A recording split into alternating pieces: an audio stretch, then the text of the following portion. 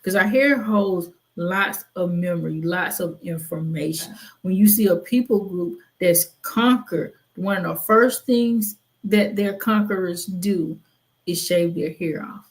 Wow. Initiates must shave your hair. That's the tradition out of Nigeria. In the modern day world, some people in the diaspora don't really enforce this tightly unless it comes up in a divination session. It says, yes, you must shave your hair. Understand what this process is about. And I know it can be difficult, especially for ladies, but even some men who really cherish their hair and they wear it long and things like that. Well, when you are shaving off your hair, that is a symbol for a rebirth process, right? Because our hair holds lots of memory, lots of information.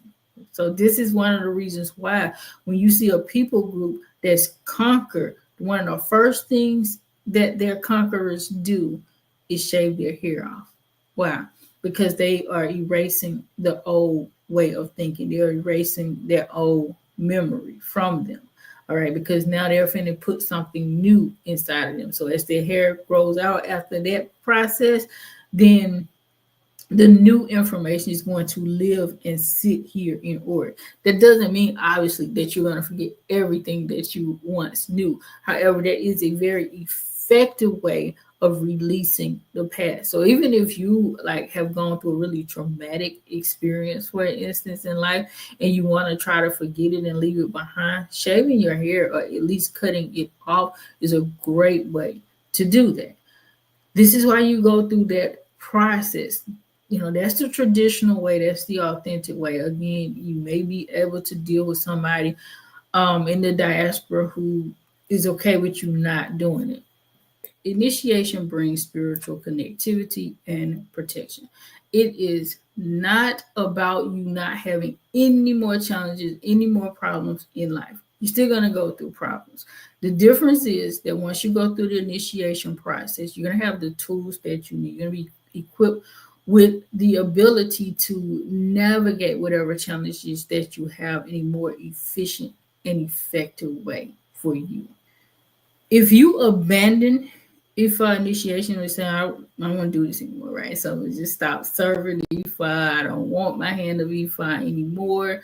So forth, so on. I want to pray to this deity and I want to worship this deity. In fact, I want to go over here and I want to worship Jesus, right? Or whoever.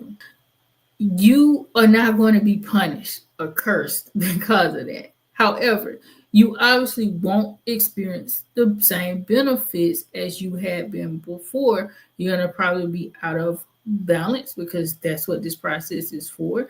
And so even after initiation, things don't just stop. It's still a process of growing and learning as you work with the Hand of Ifá, as you work with your Ori, right? And possibly even other Orishas on a really high level down the road at some point. So, you know, you're going to miss out on certain guidance and things like that.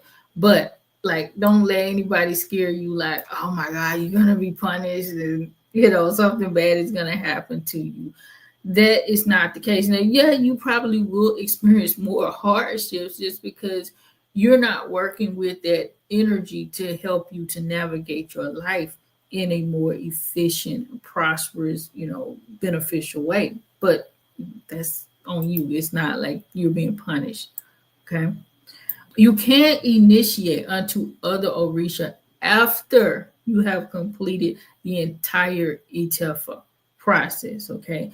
It is not the same as the Lukumi tradition where you go in and you're initiating unto multiple Orisha at once. You're only initiating unto Orunmila during Ifá initiation. Okay. And that process needs to be completed. It may be some scenarios where you want to go ahead and initiate to maybe your head Orisha and your Egbe group or something like that, especially if you're traveling to Nigeria. So maybe you don't want to keep going back and forth.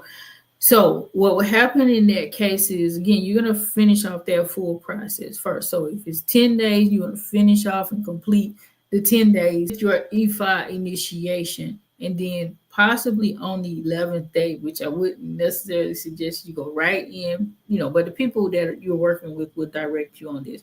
So maybe you'll take a day or two to rest.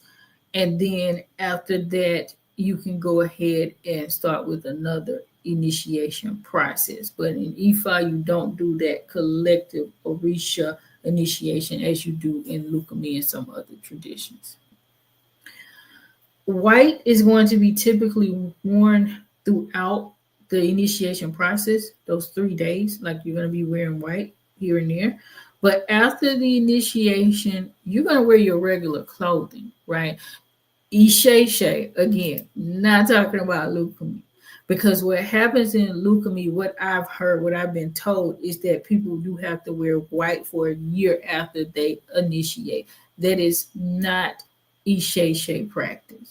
During the initiation process, it's generally expected that you avoid like makeup and nail polish and excessive adornments, accessories, and things like that, earrings, jewelry, so forth and so on.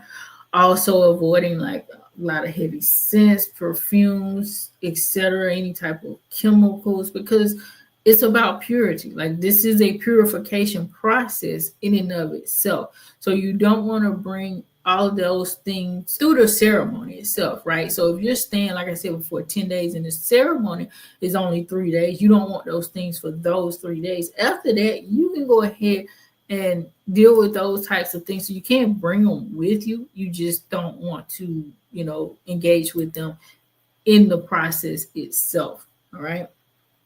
You might be required to sleep at the initiation site, right, throughout the process. But in other cases, you may be allowed to just go back and forth to your accommodation when you're not actively engaged in ceremonies or rituals that have to do with initiation itself. Electronics, right? Like leave them at the door, so to speak. Of course, this is a new age thing because prior to this time frame, this wasn't even something that people had to discuss.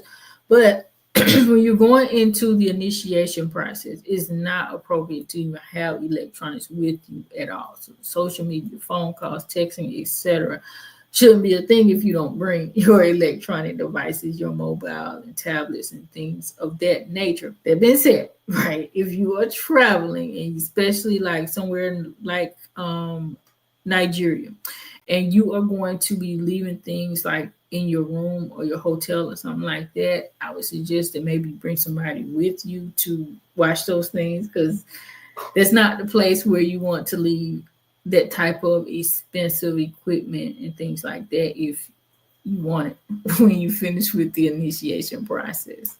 Some fasting, small fasting, is not like really prolonged or heavy fasting, or food restrictions may be required shortly before or during the initiation process. And in general, just try to eat clean foods, things that are not chemically processed, natural things, especially right before you do initiation, during the process, and the process itself rather, and then shortly thereafter, because you're going through, again, a purification process. So if you're going through purification, you also want your body to be as clean as possible. As far as having sex, this is not allowed during the initiation process. So you should not be engaging in that type of activities for 3 days. You can't hold off for 3 days.